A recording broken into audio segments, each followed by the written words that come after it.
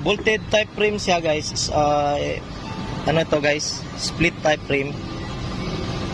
So pag tinanggal mo itong mga bolt na yan, magsisiparate itong dalawang rim. So wala talagang tubeless na ganito guys na rim.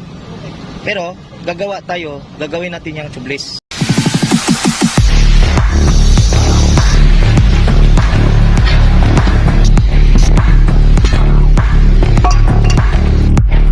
Kanina tinanggal natin yung mga bolt at washers. Ngayon tatanggalin natin yung gulong at saka rim.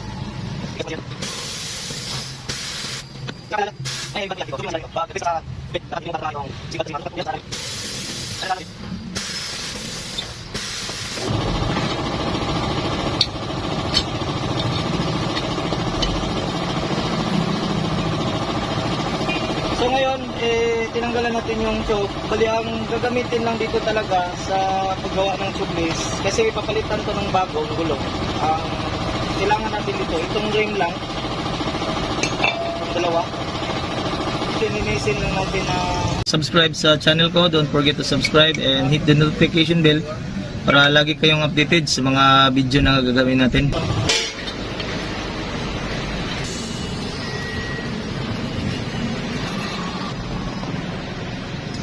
Dalawa.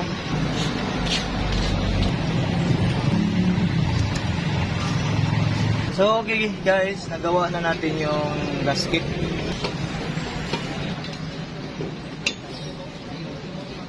Gasket tayo. Try natin dalawa lang gasket. Okay, next step is kabit natin itong stem valve.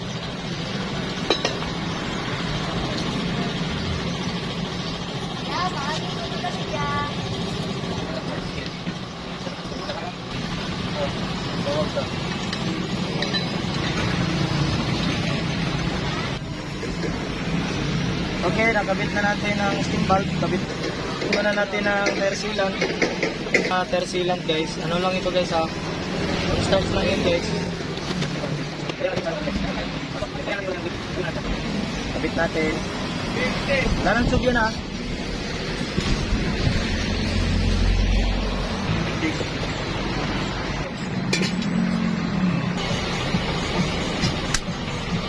Yan, nalagyan na natin ng hangin guys. Wala na pong tube yan. I-test natin sa tubig. Buong rim at saka gulong, wala na po siyang leaks. Importante ang tubig kasi ito yung maghalo sa cornstarch sa loob ng gulong. So ito na yung resulta natin.